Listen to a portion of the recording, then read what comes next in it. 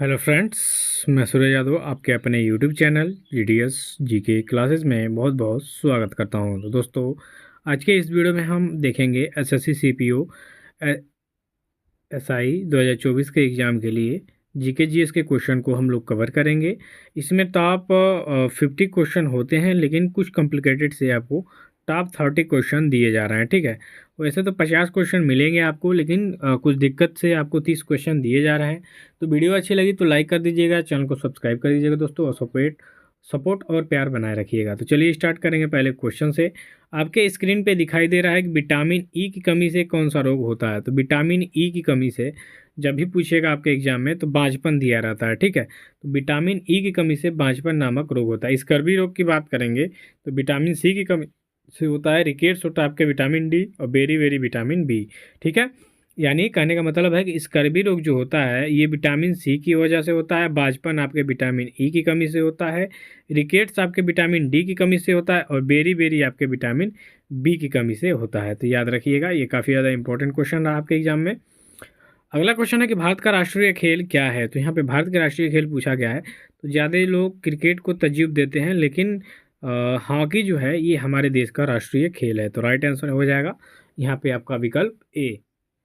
Next question की बात करेंगे तो नेक्स्ट क्वेश्चन में है आपका कि रक्त का थक्का बनाने में सहायक विटामिन कौन है। तो रक्त का थक्का बनाने में सहायता जो विटामिन है उसका नाम है आपका विटामिन के। तो राइट आंसर हो जाएगा यहाँ पे आपका विकल्प सी, कि जो विटामिन के होता है ये शरीर में रक्त का थक्का, यानी जब हाथ से या शरीर के किसी भी हिस्से से खून निकलता है तो कुछ देर के बाद वो थक्का जम के बंद हो जाता है। ठीक है, तो वो जो रक्त का थक्का जमता है वो विटामिन के कारण जमता है।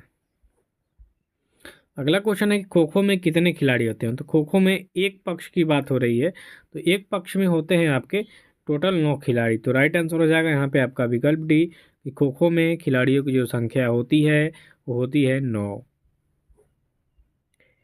नेक्स्ट क्वेश्चन की बात करेंगे कि भीमबेटका की गुफाएं आपके किस राज्य में स्थित है। तो मित्रों, भीमबेटका की गुफाओं की बात करेंगे तो यह आपके मध्य प्रदेश राज्य में स्थित है।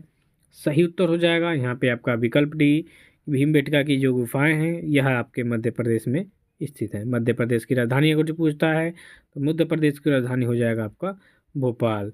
वर्तमान मुख्यमंत्री पूछता है तो डॉक्टर मोहन यादव जी यहाँ के वर्तमान मुख्यमंत्री हैं। इससे पहले शिवराज सिंह चौहान जी थे। ठीक है, कई बार वहाँ पे मुख्यमंत्री रह चुके हैं। अब नया मुख्यमंत्री यहाँ पे बीजेपी ने बनाया है डॉक्टर मोहन यादव को, और राजधानी है भोपाल। अगला क्वेश्चन है कोणार्क का सूर्य मंदिर किस राज्य में स्थित है। ये एसएससी में कई बार पूछा हुआ क्वेश्चन है। तो कोणार्क का जो सूर्य मंदिर है यह आपके उड़ीसा राज्य में स्थित है। सही उत्तर हो जाएगा यहाँ पे आपका विकल्प सी, कि कोणार्क का जो सूर्य मंदिर है यह दोस्तों आपके उड़ीसा राज्य में स्थित है। नेक्स्ट क्वेश्चन की बात करेंगे कि सबसे बड़ा ग्रह कौन सा है। तो सबसे बड़ा ग्रह की बात करेंगे, देखिए जो हमारा सौरमंडल है, सौरमंडल में जो प्रधान है वो आपका यानी मुखिया आपका सूर्य है। ठीक है, और इसके सबसे नज़दीक है बुध, उसके बाद शुक्र, उसके बाद पृथ्वी। इन तीनों से बड़ा ज़्यादा क्वेश्चन आते हैं।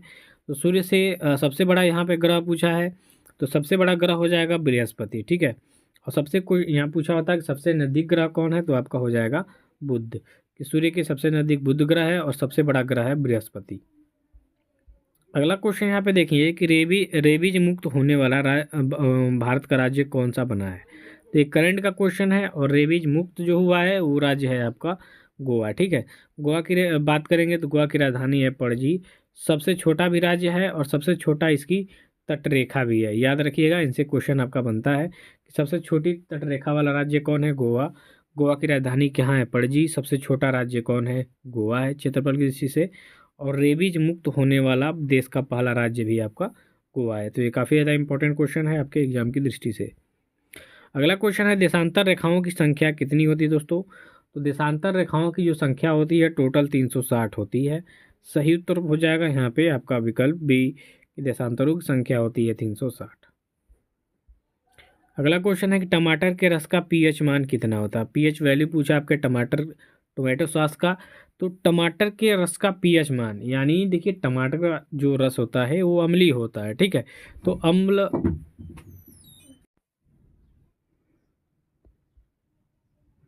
तो टमाटर के रस का पीएच अगर मान पूछता है तो ये अम्लीय होता है, तो अम्ल का स्वाद जाहिर सी बात है 7 से कम होगा। तो टमाटर का रस का यहाँ पे पूछा गया है, तो टमाटर के रस का जो पीएच मान होता है 4.1 होता है। सही उत्तर हो जाएगा 4.1, यानी इसकी जो प्रकृति होगी वह हो जाएगी अम्लीय। ठीक है, किसका? टमाटर के रस का। अगले क्वेश्चन में है कि प्यासी भूमि का देश किस देश को कहा जाता है? तो प्यासी भूमि का देश कहा जाता है आपके ऑस्ट्रेलिया को, क्योंकि ऑस्ट्रेलिया के ज़्यादातर भाग में क्या है।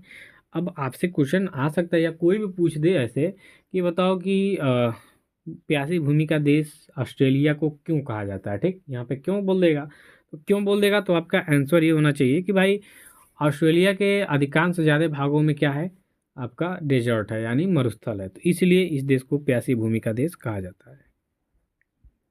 नेक्स्ट क्वेश्चन है कि मनुष्य का हृदय 1 मिनट में कितनी बार धड़कता है?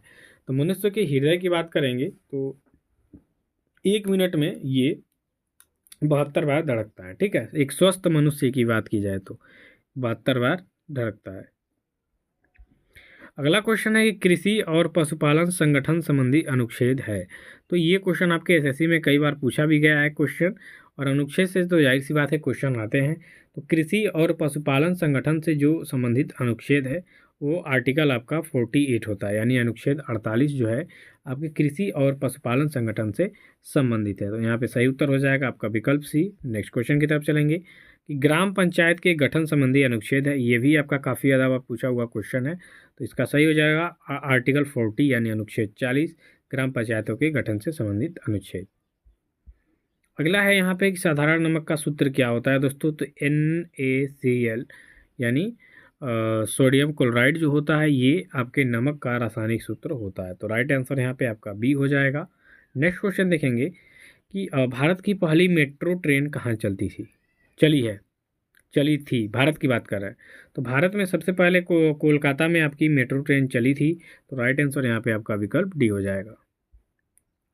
नेक्स्ट क्वेश्चन देखेंगे कि सबसे ऊंचा जलप्रपात किस देश में स्थित है? अब यहाँ पे पूछ दिया है देश, ठीक है, सबसे ऊंचा, तो वेनेजुएला में स्थित है एंजिल जलप्रपात। सबसे ऊंचा जलप्रपात है वेनेजुएला में स्थित है। तो राइट आंसर हो जाएगा यहाँ पे आपका विकल्प सी, वेनेजुएला।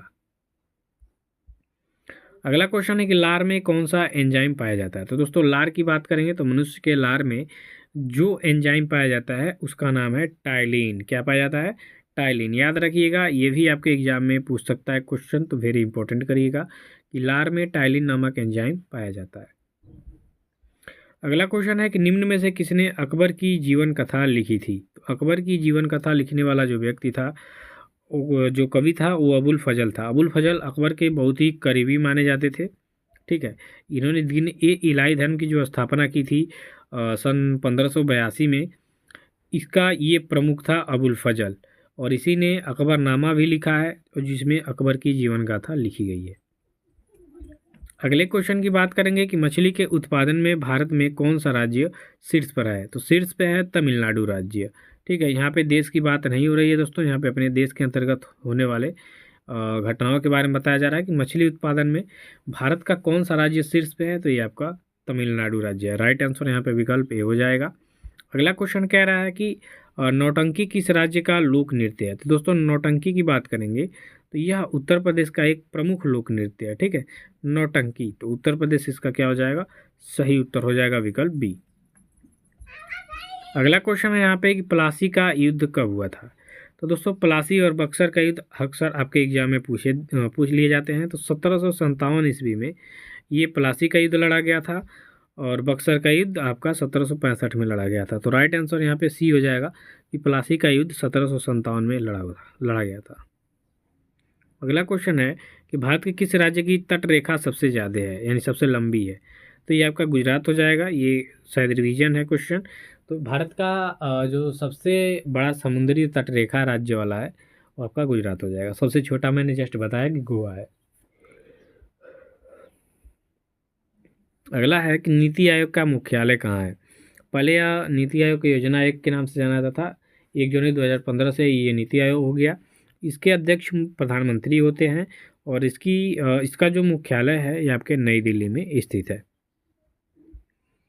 अगला क्वेश्चन है यहाँ पे कि केसर का सबसे बड़ा उत्पादक देश कौन है। तो केसर का सबसे बड़ा उत्पादक देश की बात करेंगे तो ये आपका ईरान हो जाएगा, और भारत की बात करेंगे तो भारत में जम्मू कश्मीर हो जाता है।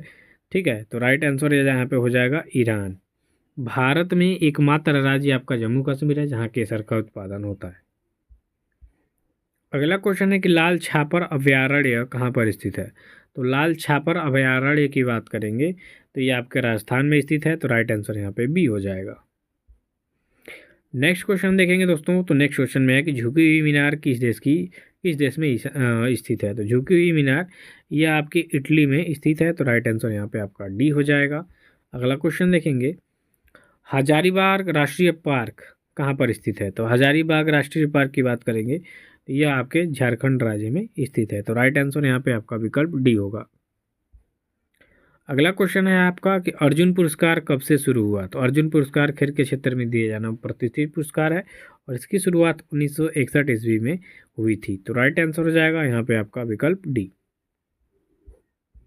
अगला क्वेश्चन है कि चौधरी चरण सिंह के समाधि स्थल का क्या नाम है। तो चौधरी चरण सिंह के, देखिए चौधरी चरण सिंह किसानों के काफ़ी करीबी नेता थे, और इसलिए इनके समाधि स्थल को किसान घाट के नाम से जाना जाता था। ये भारत के पूर्व प्रधानमंत्री भी रह चुके हैं, तो चौधरी चरण सिंह के समाधि स्थल का नाम है किसान घाट, तो राइट आंसर यहाँ पे विकल्प सी हो जाएगा।